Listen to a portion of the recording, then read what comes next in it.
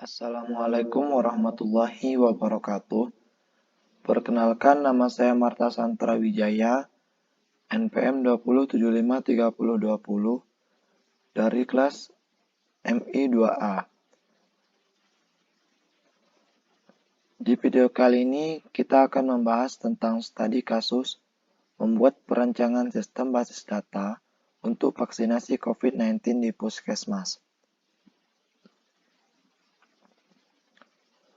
Hal pertama yang harus kita lakukan adalah membuat entitas.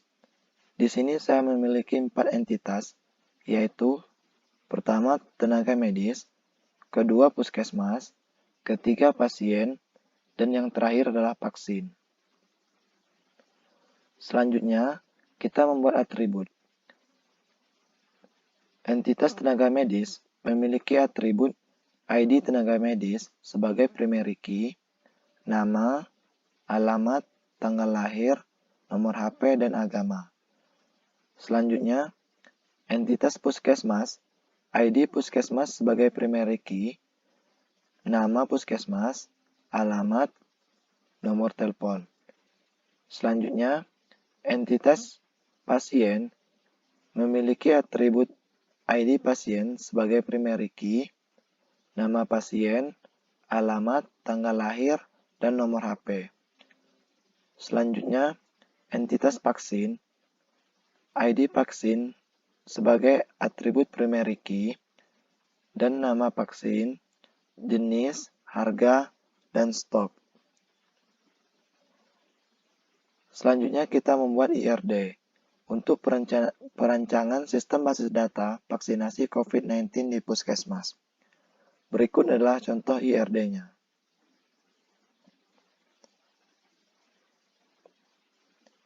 Tenaga medis dihubungkan dengan relasi menangani ke pasien, dan pasien ke vaksin dihubungkan dengan relasi mendapatkan. Vaksin ke puskesmas dihubungkan dengan relasi dimiliki, dan puskesmas ke tenaga medis dihubungkan dengan relasi memiliki. Tenaga medis, untuk entitas tenaga medis dan pasien memiliki kardinalitas one to many. Dan untuk pasien ke vaksin memiliki kardinalitas one to one.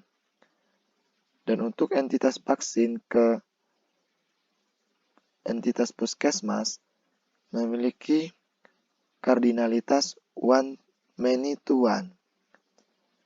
Dan untuk entitas puskesmas ke tenaga medis memiliki kardinalitas one to many. Artinya, tenaga medis ke pasien itu memiliki hubungan one to many, di mana satu pasien dapat ditangani oleh tenaga medis. Dan untuk pasien ke vaksin memiliki kardinalitas one to one karena satu pasien mendapatkan satu vaksin dan satu vaksin didapatkan oleh satu pasien. Selanjutnya, untuk entitas vaksin dan puskesmas memiliki kardinalitas many to one, artinya banyak vaksin dimiliki satu puskesmas dan satu puskesmas memiliki banyak vaksin. Dan untuk puskesmas ke tenaga medis memiliki kardinalitas one to many. Artinya, satu puskesmas memiliki banyak tenaga medis dan banyak tenaga medis dimiliki oleh satu puskesmas. Selanjutnya, kita masuk ke normalisasi database. Normalisasi database adalah proses pengelompokan atribut data yang membentuk entitas sederhana dan mudah beradaptasi.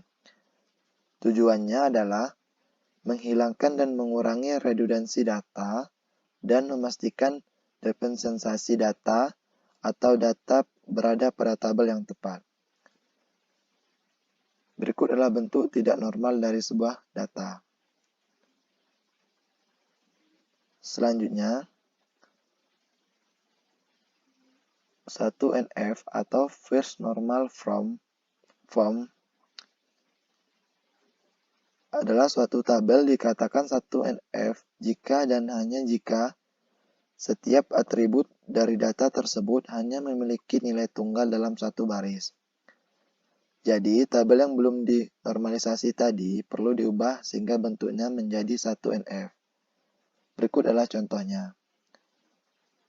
Selanjutnya, 2NF atau Second Normal Form. 2NF syaratnya adalah tidak diperkenankan adanya partial atau fungsional dependensi kepada primary key dalam sebuah tabel. Berikut adalah contohnya. Nah, pada 2NF ini, tabel tersebut harus dipecah berdasarkan primary key, sehingga bentuk normalisasi 2NF dari tabel tersebut dapat kita tentukan. Selanjutnya, 3NF. Pada 3NF, tidak diperkenankan adanya partial atau transitive dependency. Intinya, pada 3NF ini, jika terdapat suatu atribut yang tidak bergantung pada primary key, tapi bergantung pada file yang lain, maka atribut-atribut tersebut perlu dipisahkan. Berikut adalah contoh tabelnya. Sekian video dari saya. Bila ada kekurangan, saya mohon maaf, dan pada Allah saya mohon ampun. Saya akhiri, wabillahi taufiq wal hidayah. Wassalamualaikum warahmatullahi wabarakatuh.